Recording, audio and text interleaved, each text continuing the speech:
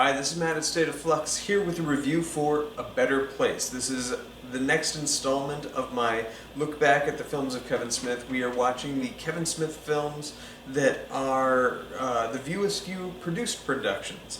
He contributed to this film only as producer, this time handing the reins over to Vincent Pereira, the quote-unquote View Askew historian, who worked with Smith at one point at Quick Stop, pre-Clerks.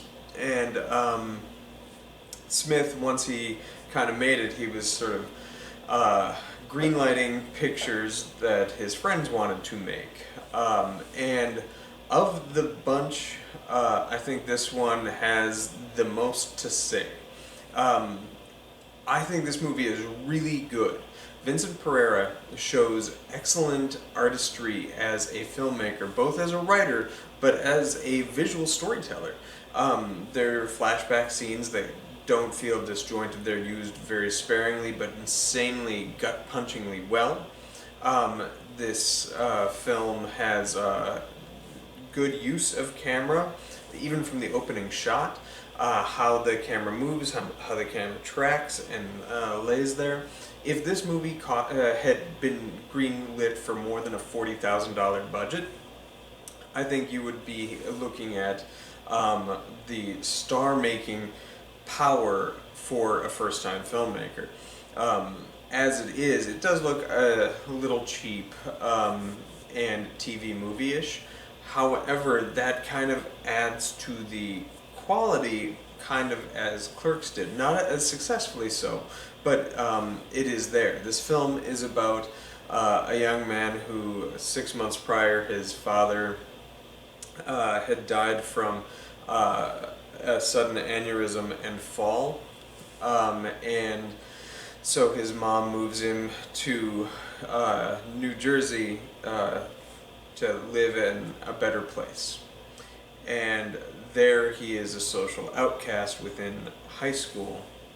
He appears to be a senior, and it is there that he is befriended by another social outcast, somebody who has incredibly antisocial behaviors. And what starts out as a friendship soon turns darker as he learns that his friend, his newfound friend, his parents too are dead. His father shot his mother to death and then shot himself. And he's trying to come to grips with this tragedy amidst a school environment that is very aggressive and full of bullying behavior. This was made several years prior to Columbine, but feels like it is capturing the voice and methodology of people who have been touched in such a way as Columbine did. It's hard not to lump this in with films like Elephant, which is a much more elegantly done Gus Van Sant movie. However, this has an authenticity to it that feels much more real. Now, it's not about a school shooting. However, student-on-student violence is at the core of what this film is, and societally it attacks, or it doesn't attack, it contextualizes how a person's environment and nature and nurture kind of all play into a person's psyche. There's a lot going on here. It's a good script. Not always well acted. I think the best performance is from the antisocial friend, Eon Bailey, I believe his name is, E-I-O-N, I don't know how to pronounce that, I would say Eon Bailey, who I had, prior to this, I'd only seen in one episode of the first season of Buffy the Vampire Slayer. But he is really, really good. He has a certain Paul Rudd quality, if Paul Rudd was very dark and mysterious at all times. He's incredibly good in this movie.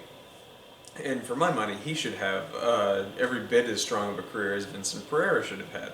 The fact that Vincent Pereira has only made one film, and it's this one, is shocking. He makes a good-looking movie out of virtually nothing. And he had a script that appeared to have something more to say.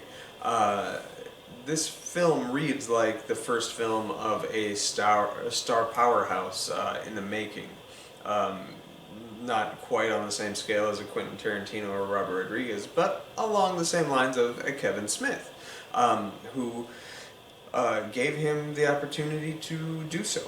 Um, I urge you to check out A Better Place.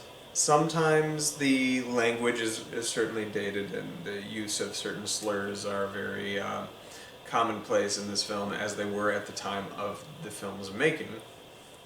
So I'm not going to necessarily condemn it for that. It is very authentically high school. Um, but the what are you doing, cat? But the lead performer is so good, he rises above. The two leads really rise above the sort of stunted nature of some of the other cast members in the inner circle of the film. Um, a Better Place earns a very strong 3 stars. I might even be willing to give it 3.5 stars, but it is kind of also an ugly film by nature. But it is kind of so ugly that it is a hard film to watch. That said, that's kind of the intent of the film. So this is a 3.5 star feature out of 4, and one of the best films that Kevin Smith produced. Have you seen A Better Place? This is a sort of forgotten film in the Kevin Smith pantheon of films. I think because Jason Lee, who is also in this film, is such a prominent role in Drawing Flies. Drawing Flies captures a lot of the attention, as well as Now You Know, because that was directed by Randall's Jeff Anderson. And this one kind of falls by the wayside, and it shouldn't. This should be very much in the forefront of your attention. If you were to watch the View Askew movies, I'd say this one is a very strong, dramatic film.